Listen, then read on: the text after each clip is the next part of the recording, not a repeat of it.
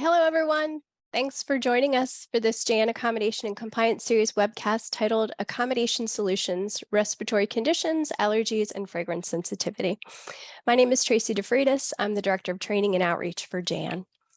Our presenters today are Teresa Goddard, Lead Consultant, Assistive Technology Services, and JAN Sensory Team Lead, and Jose Gonzalez Lopez, Consultant for JAN Sensory and Motor Teams.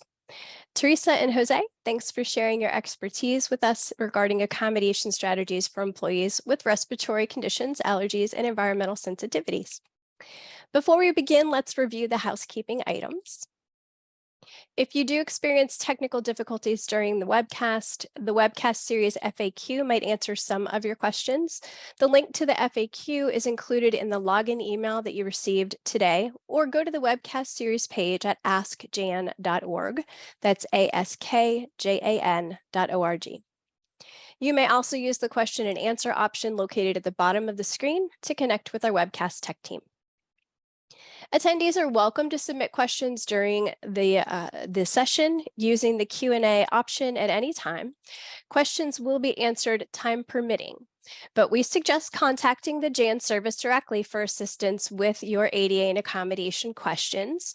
You can go to askjan.org for contact information, use the website, live chat, or email, or call. A link to the PowerPoint slides is included in the login email you received today. It's also posted in the chat, or you can go to this webcast event from the training page at askjan.org. The closed captioning option is located at the bottom of the webcast window, or you can view captions in a separate browser using the link shared in the webcast chat. This webcast is being recorded and will be available later this month on the askjan.org website. Finally, if you're seeking a CEU, the HRCI approval code will be available after you complete the webcast evaluation. Now, I'll turn the training over to Teresa and Jose. Teresa, it's all yours.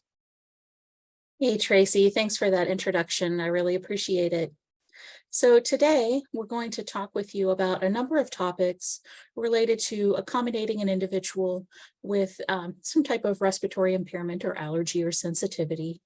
We kind of lumped these things together because the accommodations tend to be something that can be applied with a similar framework.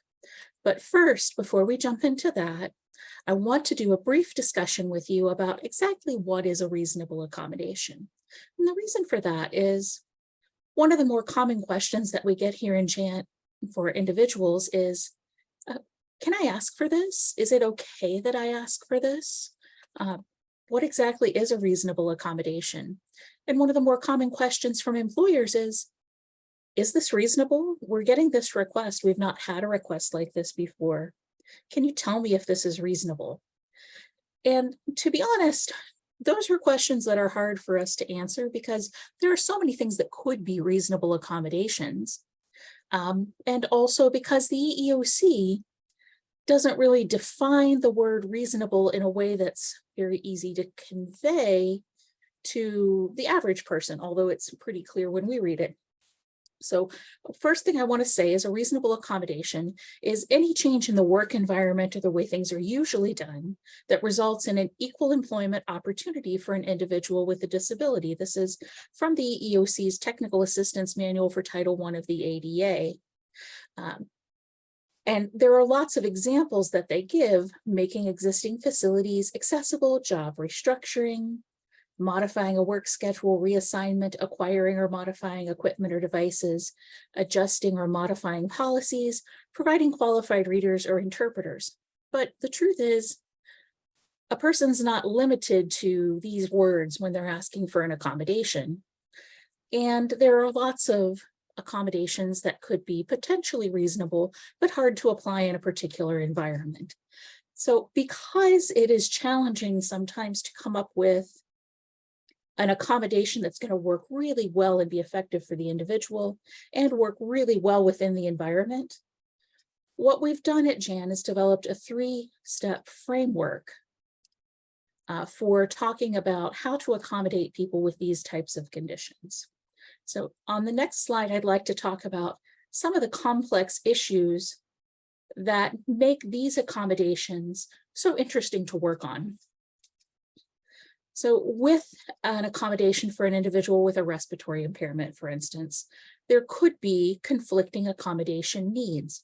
One example of that might be that a person may need to work in a low fragrance environment or an environment that is as fragrance free as possible in order to avoid causing problems with their medical condition.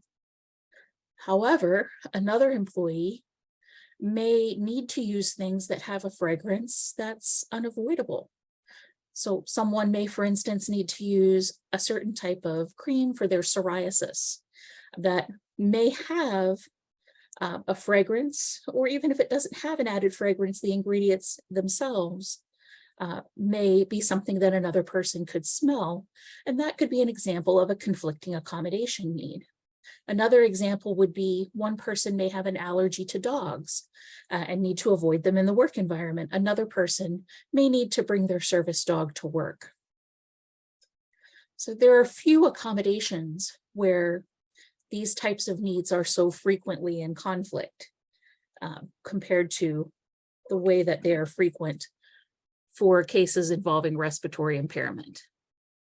Another issue is that employers don't always have an easy way to change the air quality in the workplace. Sometimes it might be difficult to do so because of the size or nature of the work environment, or because of some of the things that are naturally happening within that environment. So an example might be a school system. An employer may certainly be able to do things like have a very up-to-date HVAC system. However, they may have a limited ability to impact what people bring into that setting. And there may also be times when they cannot open doors or windows for security reasons in order to get better airflow. Many workplaces face the issue of having limited availability of private workspaces. We saw this beginning to emerge when employers went to more open office environments. And post-pandemic, some employers are reducing their real estate footprint, if you will. So their buildings and workspaces may be smaller than they were previously, providing even fewer private offices than may have been available previously. In some cases, too, a person might wish to do telework, but it can be difficult to imagine how that might happen because there are some job tasks that have always been done on site and that the employer does not see being possible to do from offsite. And there can be security and productivity concerns as well. As with the air quality issue mentioned above, sometimes there might be limited ability to restrict foods and fragrances introduced to the workplace by clients, customers, etc. Coworkers may not understand policies, and you may get some pushback if you're trying to apply a policy as an accommodation.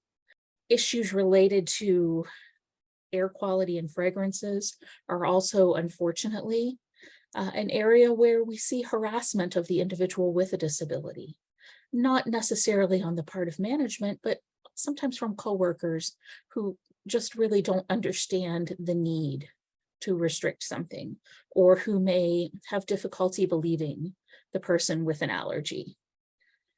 So an employer may have to be prepared to address those harassment issues if they arise. And finally, there can be safety concerns. People with respiratory impairments or allergies can have medical issues in the workplace that range from mild to extremely serious. So it may make sense to plan ahead for medical emergencies that could occur in the workplace. So next, Jose is going to tell us a little bit about the three-part framework for addressing these types of accommodation issues. Take it away, Jose. Thank you, Teresa. So for the three-pronged framework, we're looking at the general three things that could be done to work with fragrance, allergies, and other respiratory impairments. So first one that we would look at is to see if the allergen or irritant can be removed. So that can involve removing air fresheners if someone does have a fragrance allergy.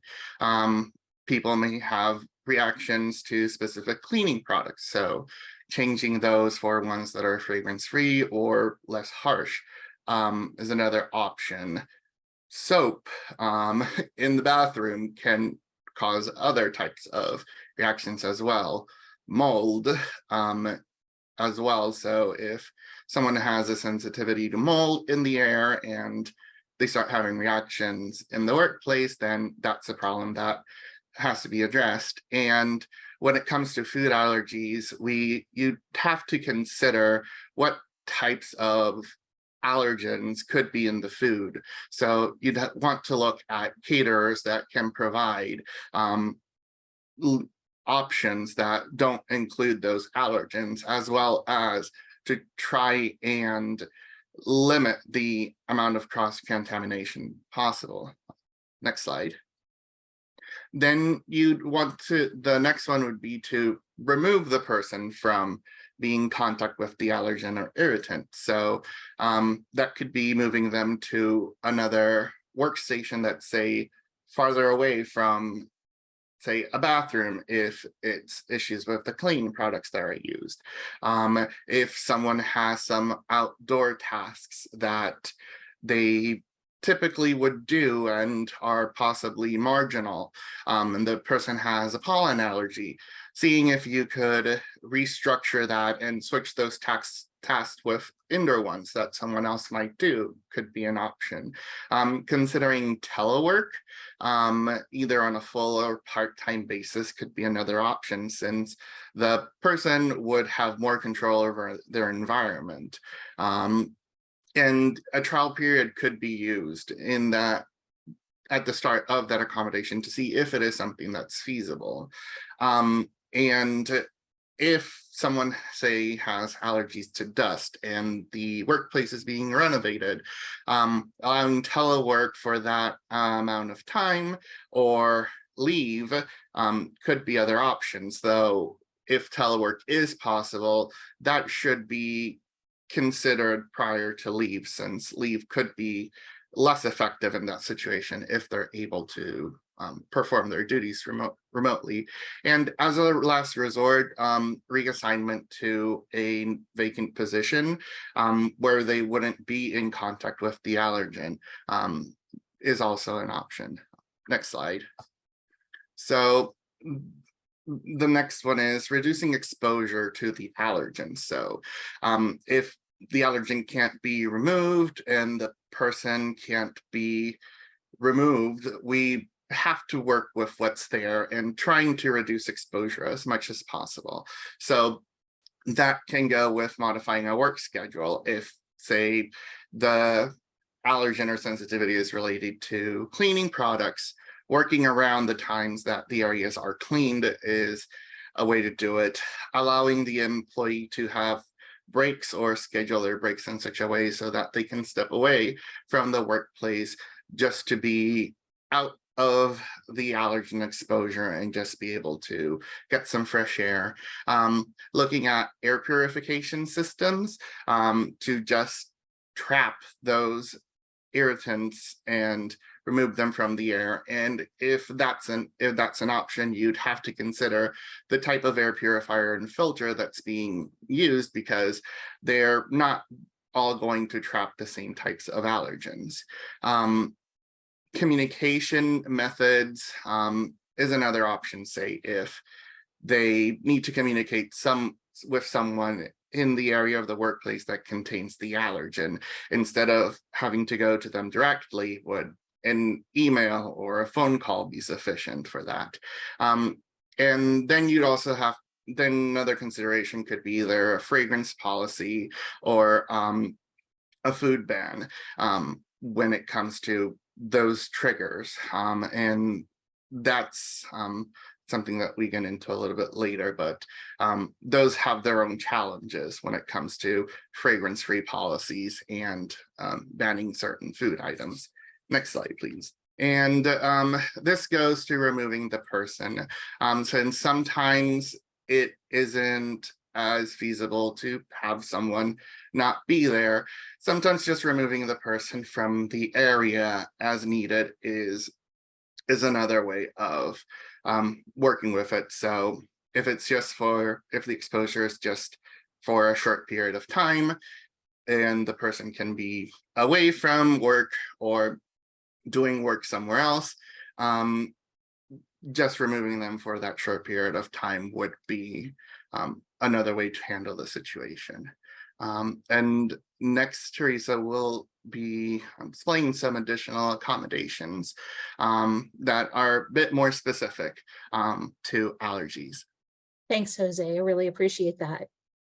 So just to pick up on something that you mentioned about removing the person for a short period, we do see sometimes people needing notification of pesticide application because they may be sensitive to the pesticides. And it might be useful for them to either work from home or be allowed flexible leave if telework isn't feasible on those days. Or they might be able to restructure their job to be away for that day, perhaps working at another site. So I think it's very important that you mentioned that removing a person from the area where the allergen or asthma trigger or other irritant is located doesn't have to be long-term or every day. Sometimes it can be more intermittent. I really appreciate you mentioning that. I want to talk next about some specific ideas for helping to mitigate the impact of someone's allergy on them when they are in the work environment. One thing that can be very helpful, and if I can share something personal, I have this in place for myself, is a plan of action. A plan of action is basically just a means of planning ahead in case there should be some type of disability-related emergency at work. You could have a plan of action for many different conditions. For example, there could be a plan of action for an individual with a seizure disorder in case they should have a seizure while working. You could have a plan of action for a person with a heart condition in case they should have a cardiac emergency while in the workplace.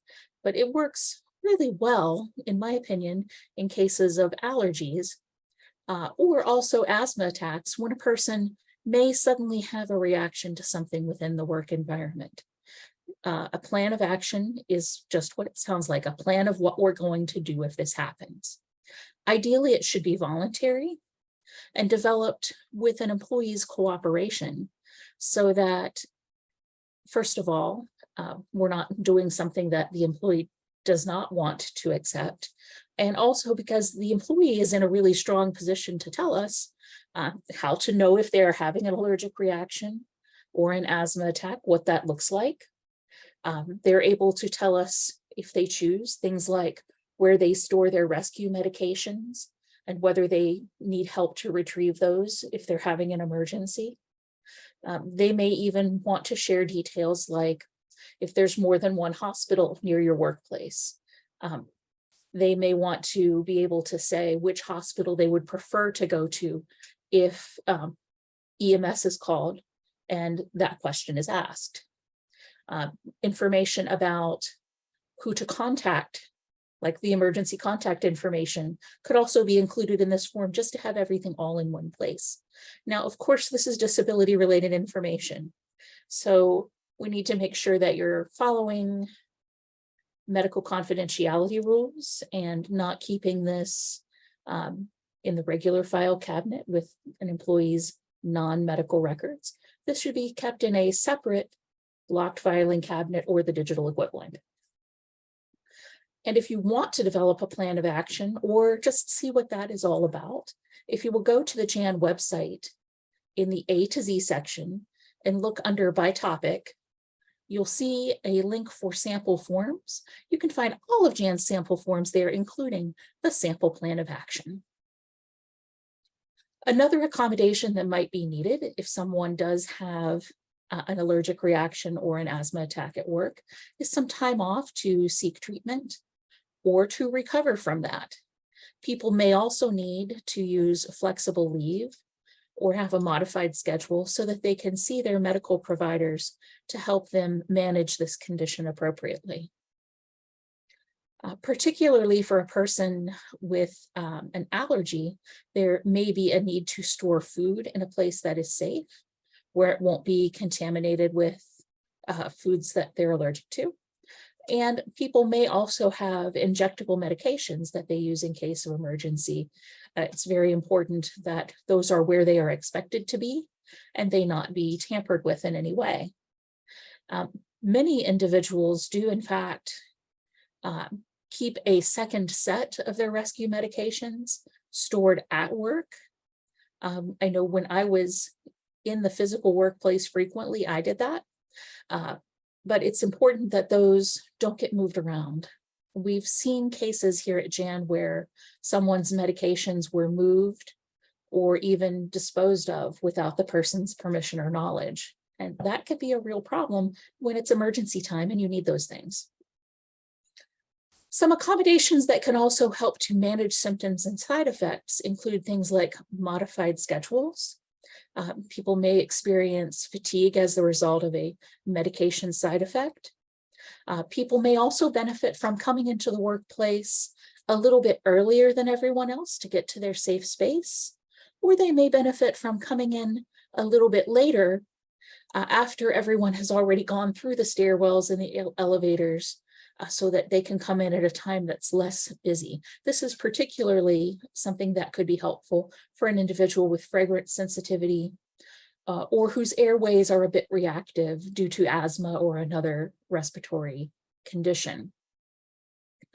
If a person does experience fatigue, good ergonomics can be extremely helpful in helping to manage that fatigue throughout the day. Other things that can be helpful are things like having the person's primary workspace be near the closest accessible entrance, and also, if possible, providing parking near the closest available accessible entrance. People may also experience things like pain or difficulty concentrating when they're having certain types of reactions or as a result of a medication side effect.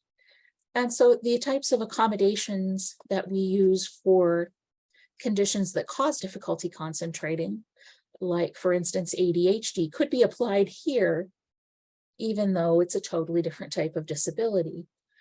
Likewise, ergonomics can be used to help manage people's pain throughout the day, even though this isn't a musculoskeletal condition, it's something else. So keep your mind broad when you're thinking about accommodations to help manage a condition, because you may be able to pull ideas from the accommodation frameworks for other conditions. So next, I'd like to talk a little bit more about planning a live event. What are some things that we should consider with regard to access to food and beverages? So when you're planning an event and you may have some people with some dietary restrictions, it's very important to consider offering alternatives so that people don't feel the need to necessarily bring in their own food. If they want to do that voluntarily, that's fine. But part of being an inclusive and welcoming environment includes making sure that there's an option that is workable for everyone that's on offer.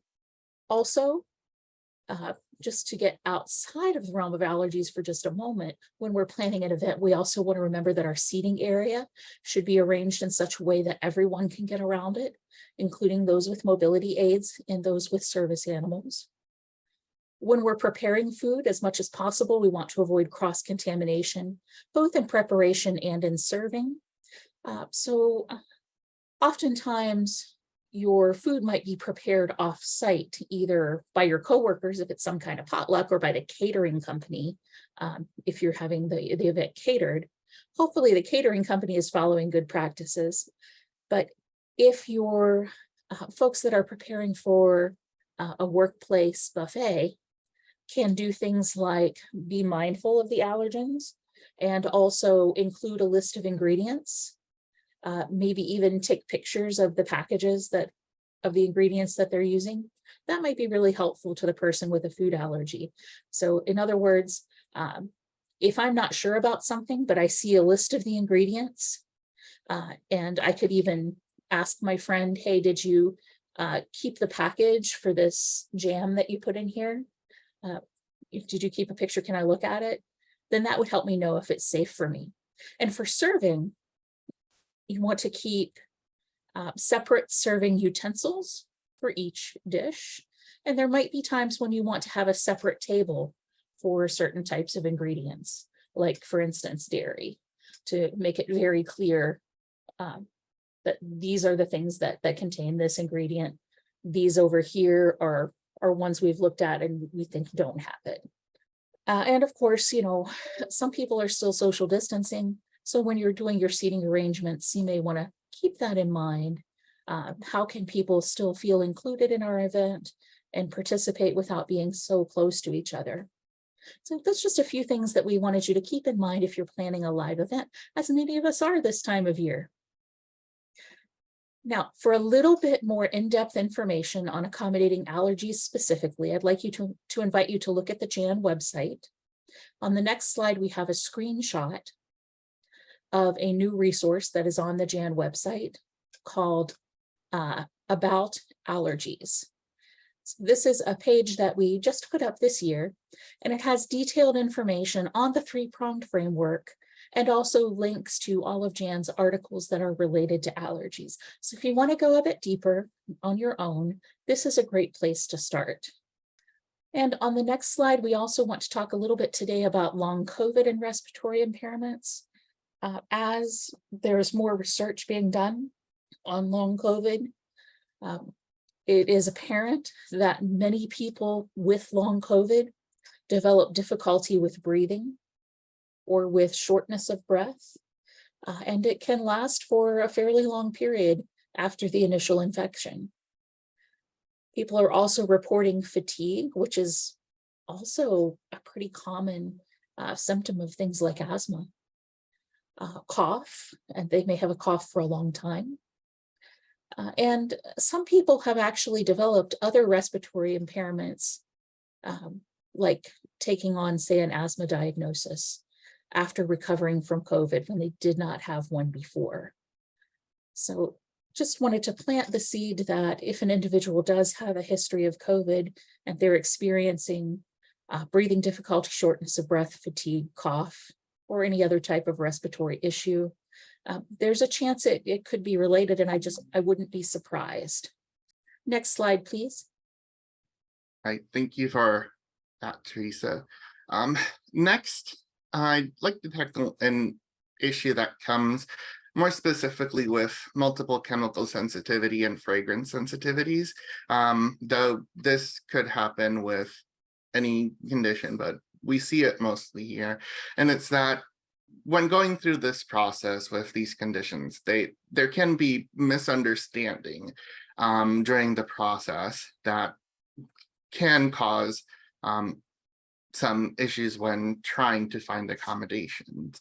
So in starting with just the individual, they might have a difficulty trying to explain what's going on, mostly because a lot of people with these sensitivities do have migraines and brain fog when they're exposed to the allergen or trigger, and it gets more complicated when they're not sure what's triggering it in the workplace. So they might be aware of some of the chemicals that might trigger their symptoms, but they don't know where that's in the workplace, or they could be exposed to something new that they haven't reacted to before.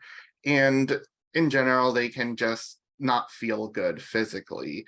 And because it can be very difficult to communicate that, they don't really feel they'd feel like they're not being understood by either their coworkers or their employer that's trying to make the accommodations, and they might feel picked on and targeted. Like Teresa mentioned earlier, there can be issues related to bullying in the workplace for people with these sensitivities.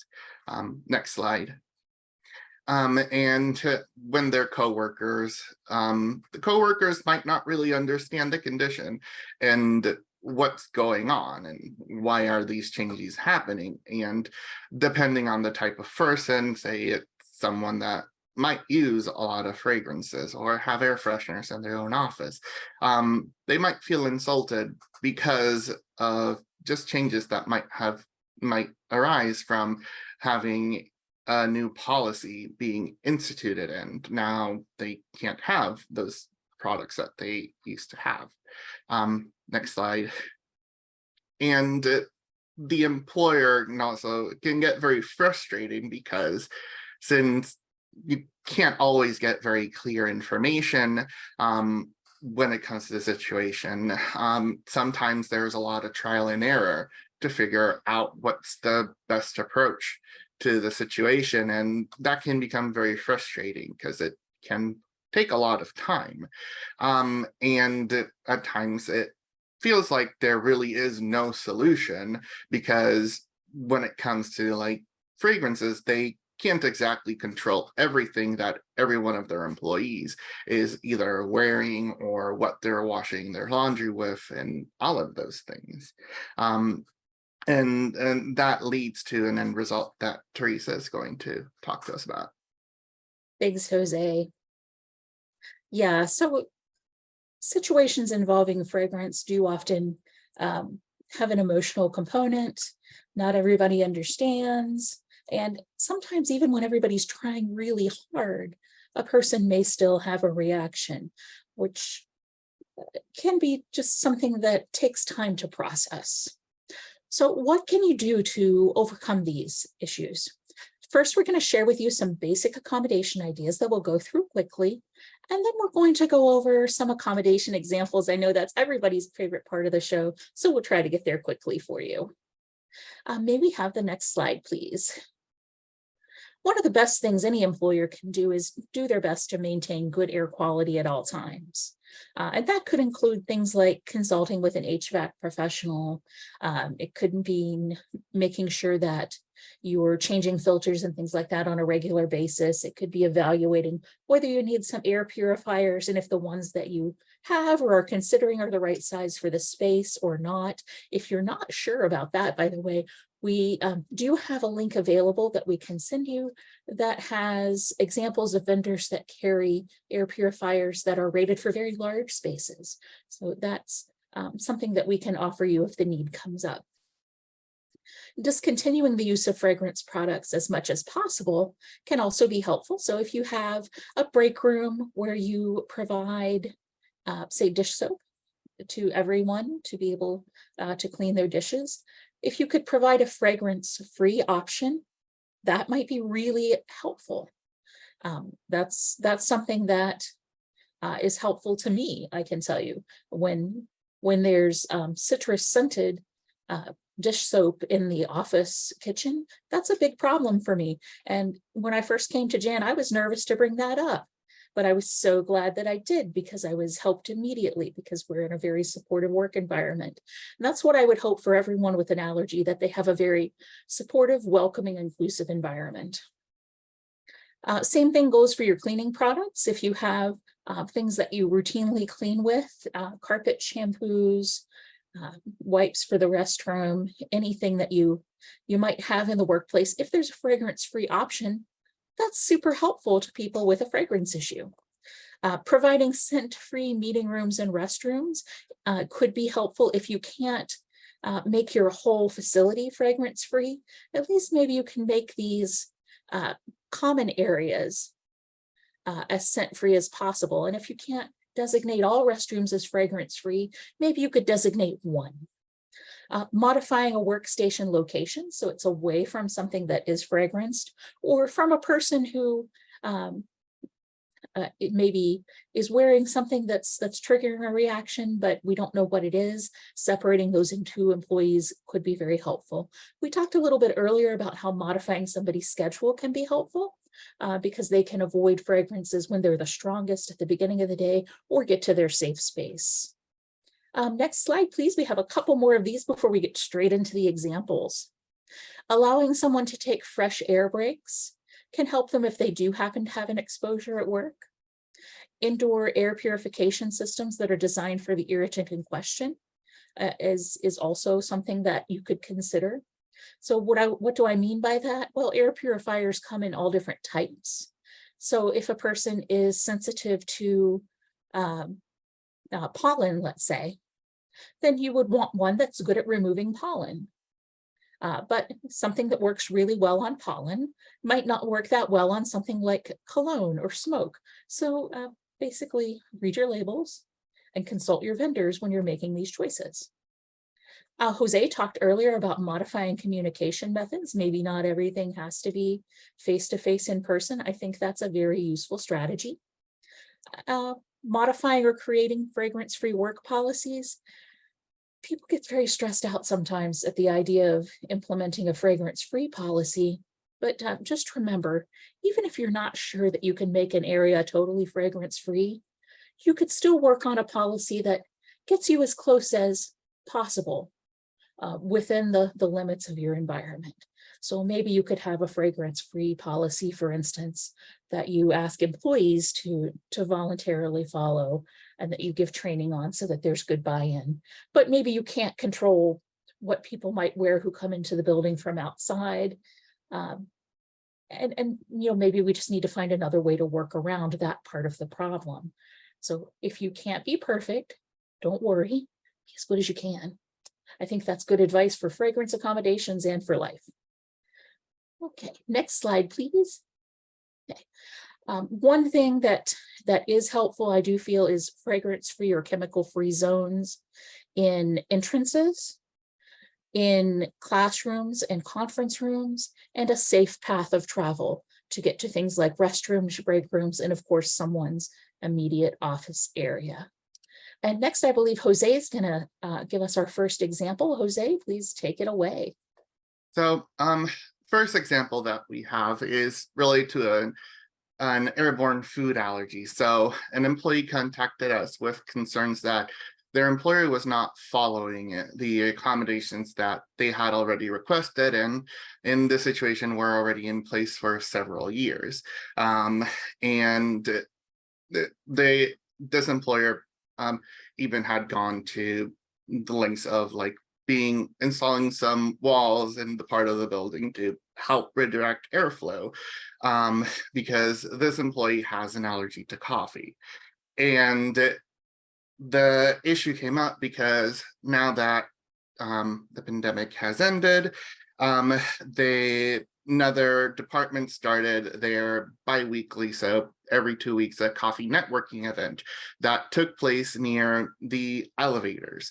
So this employee reached out to us because they really couldn't figure out what to do, and the employer wasn't able to provide the same accommodations because this is a completely different department. They don't have much control over where they are, so they weren't really able to move the location where this networking event was being held at. Next slide, please. So some of the ideas that I discussed with them, because a particular case that I had, is looking to see if a mask or a respirator is an option, even if it is just so that they can get past this area until they could get to their office, where there would be all the other accommodations would be able to be provided. Looking at air purifiers that might be able to be put in place to help reduce the amount of the allergen in the air, and seeing if there was any other way that ventilation could be redirected to, limit the spread of the scent of coffee, really. Next slide, please.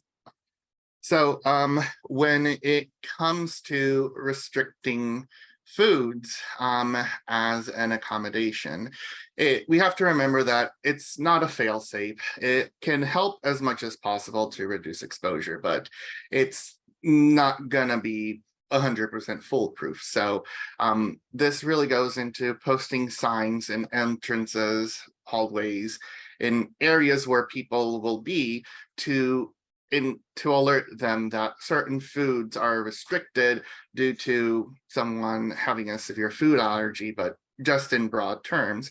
And the same could be done if, say, there's going to be a known food allergen in the building. Like sometimes places will put in on their doors that they're having tree nuts inside, so that those coming in are aware.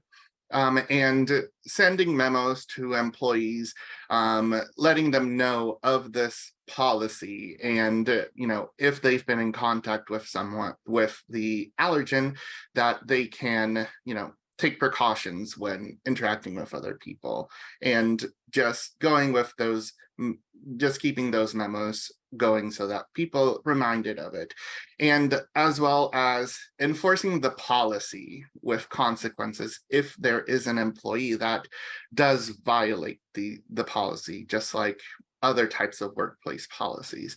And this can help with the policy continuing. And Teresa has some other examples for us now. Thanks, Jose. Thanks very much.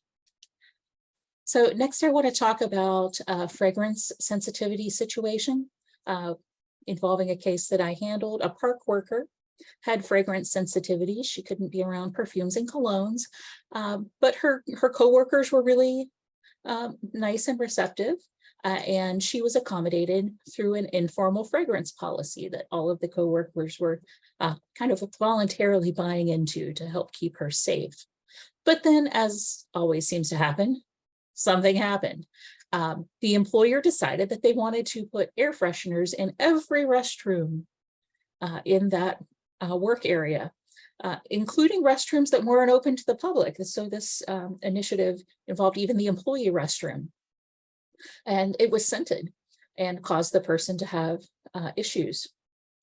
They would have upper respiratory issues when exposed to the air purifier or the air freshener that was in the employee restroom. So she tried to solve it on her own because, a lot of us like to fix things on our own and not be a bother. She bought some surgical masks. She even tried wearing 2 at once, but she was still having problems. So she went to someone higher up and said, hey, can we do something about these air purifiers? Sorry, we can't. This came down from on high. We have to have air fresheners in every bathroom. So what she did was contacted the company making the actual air fresheners and learned that there is a fragrance-free option available. So that's what she wound up asking for, to have the ones in her work area replaced with the fragrance-free option. Next slide, please. So could we have avoided this problem? Yeah, I think so. I think the employer could have checked for fragrance-free options too. And since they already knew they had an employee with this issue, it would have been smart to buy those, at least for that work area. But also employees need to speak up when there's an issue, because employers don't always connect the dots in the same way that the person who's actually experiencing a fragrance issue or an allergy experiences it. So there's a responsibility on the part of the employee too. We can't expect an employer to read minds. Next slide. So again, a couple things you can do are remove the chemicals, use alternatives, educate everybody who may need to have buy-in to this fragrance program that you're implementing, and consider a voluntary ban, because some people are just more willing to go that extra mile when they know it's to help someone out, as opposed to when they're being told, you will not do this. Next slide, please. Next we have an example of where there are 2 accommodations that are taking place. So we have a newly hired employee that's requesting to bring their service dog into the workplace, but after starting, another coworker told their employer that they have a severe allergy to animals. So in this situation, the employer moved one employee's workstation so that they could be farther away. They provided an air purifier to the employee with the allergy to help remove the allergens from the air. And they established different routes of where the employee with the service animal would travel, and the employee with the allergy would also travel, so that they're also maintaining distance. They increased their cleaning schedule. They allowed the communication in different ways, so that there could be a least face-to-face communication as possible. Next slide. So this situation kind of like rolled everything that we talked about together, because when you have two different individuals that have accommodations that are related to one another, you really have to balance the needs of each individual. So they both have to be considered at the same time. And these are just the bullet points of what was in there. So eliminate or reduce the in-person contact, establish different routes that the employees will take, bringing air purifiers, modifying how often the cleaning is done, and something that could also be considered is to the employee with the service animal, there could be dander management products provided so that when they're in the office, they can reduce the amount of those allergens in the air as much as possible. And next up, Teresa has an example of a respiratory impairment for us. Hey, thanks, Jose. Teresa, just 1 second. Just want to let you know we have about 10 minutes left for content. Okay, no problem. Okay. So I want to tell you just quickly about an educational social worker with a respiratory impairment and fragrance sensitivity. She had been teleworking during the pandemic, but when people were called back to the regular work site, she had wanted to continue teleworking. Well, the employer didn't go for it. They denied that request. So the employee came up with a new request, a hybrid schedule of 2 days on site, 3 at home, masks, air purifiers within the workspace, and a private office to do case documentation. Let's talk about what happened on the next slide. So ultimately, the employer in this case denied telework because they felt that the educational social worker needed to be within the school environment. They did agree to permit a mask, which the employee was going to pay for, since she needed masks both within the work environment and in other settings too. And they worked with the employee to develop a plan to buy an effective air purifier. So that's actually how our page on air purifiers for large spaces came to be developed, was because of this case. The employer provided an office space, but they weren't able to provide a fully private one. It was shared at some times. So this accommodation didn't work out perfectly the way the employee wanted, but the employer, I think, did make an attempt to get as close as possible, with the understanding that they couldn't do full-time telework. So if we could see the next slide, please. So here is an example of a type of mask that is intended for filtering out things like pollution. And this is one that some of our callers have referenced and said that worked well for them. It has a coconut-based carbon filter. Now, obviously, do not use this if you are allergic to coconut. Let's use common sense. But for people with other allergens who need a mask, could be helpful. Okay, next slide, please. I want to talk to you about another unusual one. We talked with a nurse who had anaphylaxis when exposed to chlorine fumes. So bleach, which we all know hospitals use a lot for cleaning. And I guess because she'd been exposed to it for many years during the course of her career, even low volumes of that caused an issue. So they had to do a multi-part accommodation for her to develop a safe path of travel, find some alternative cleaning products, develop a plan of action for her. They took away the function of patient transport to limit the parts of the hospital that she needed to go through, gave her a parking space that would let her avoid the elevator, and tried as much as possible to reduce the use of chlorine, especially in common areas and public areas. Next slide, please. So by working together, the employee and the hospital were able to find a way to do that. They also looked at face masks, but the employee's doctor didn't think that that would really work to reduce that chlorine to an acceptable level. So sometimes that happens. Next slide. So sometimes we do get cost benefit data on our accommodation scenarios. In this case, we did not have a cost reported, and the employer still wasn't sure how this was going to work out because they were still working on finding that safe path to the cafeteria. So Jose, would you like to tell us a little bit more about this next example? Of course. So sometimes people can develop new allergies. So in this case, there was a federal employee that was working in the warehouse for 10 years, and they developed allergies to dust and mold, and they couldn't continue working there. So the employee asked to reassign her warehouse duties to another employee, and she would only do the office tasks. So the employer countered that, you can't just remove the essential job functions of the job. And there was no one else that could take in those duties, even if that was an option. The next slide. So the solution in this situation is to reassign the employee to an alternative position that they were qualified for. And in the next slide, we see that this had no monetary cost for the employer. The other position is typically vacant.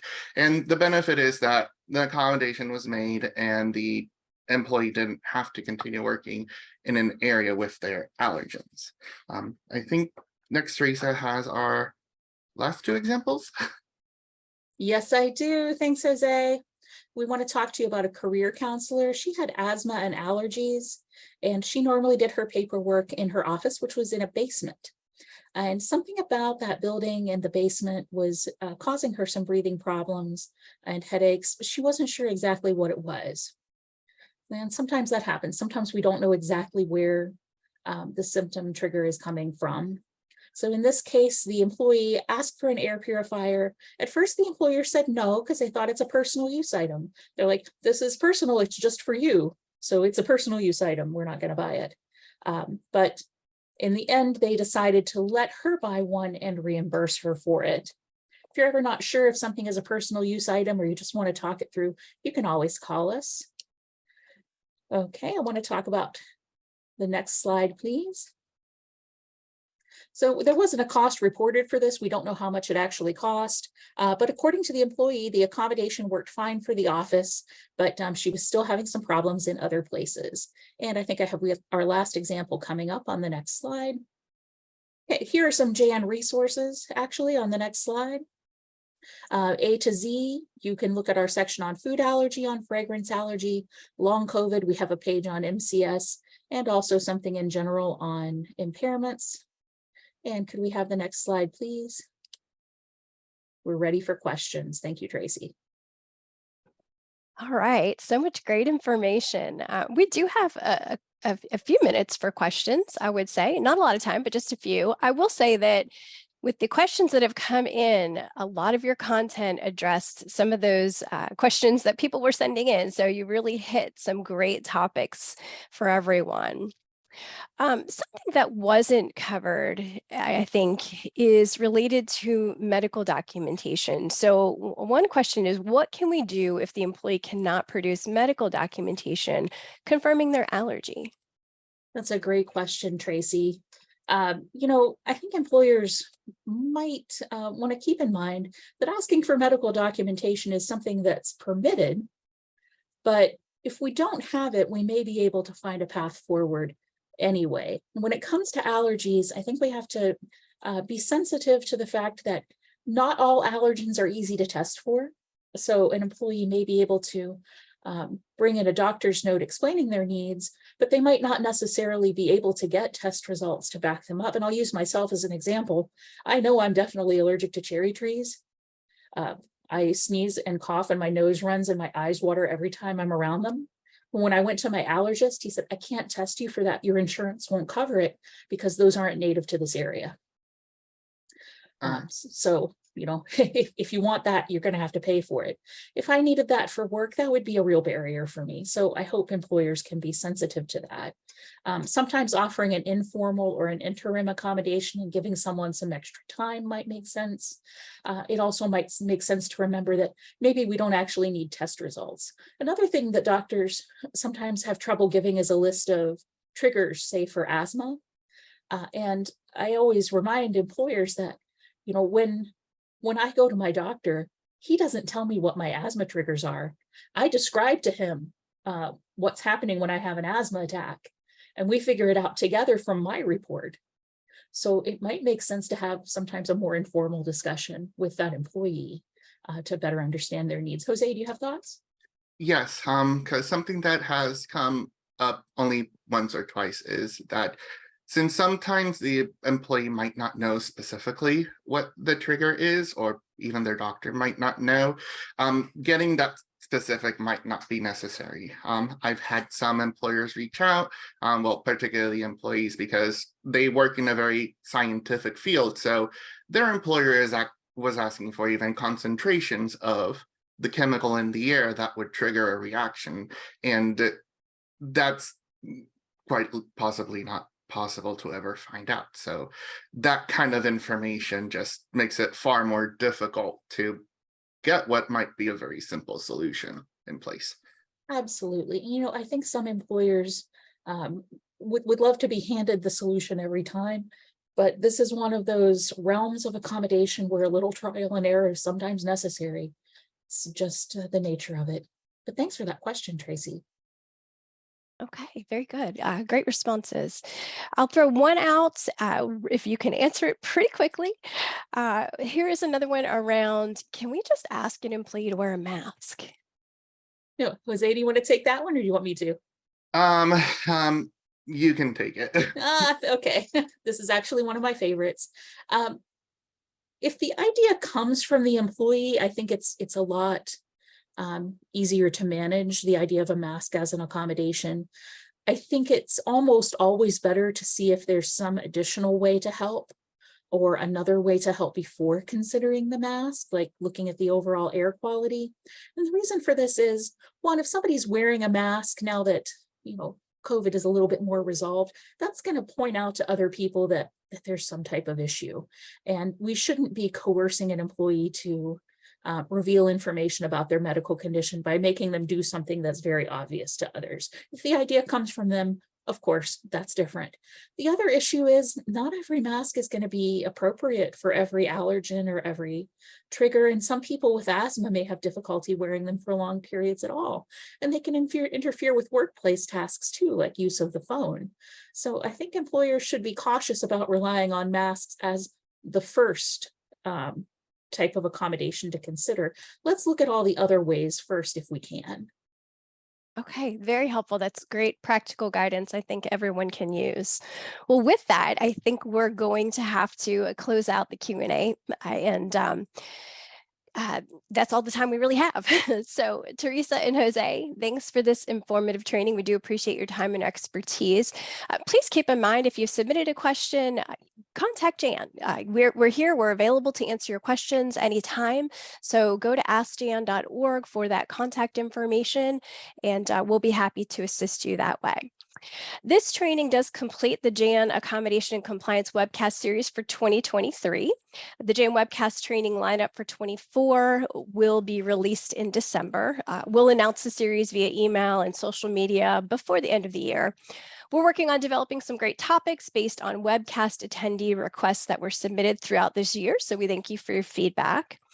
The JAN Webcast Series library offers access to all of the training offered this year and last. These are readily available training resources on ADA and accommodation topics. JAN also offers a video training resource library that includes role play videos and accompanying PowerPoint presentations. So we encourage you to check out all of the training offerings that JAN has. So just go to askjan.org to that training page.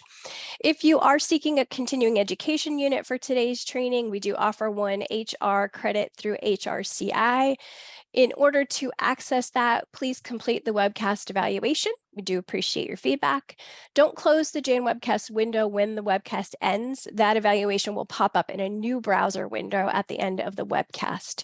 Or you can scan the QR code provided here to access the evaluation page on your mobile device.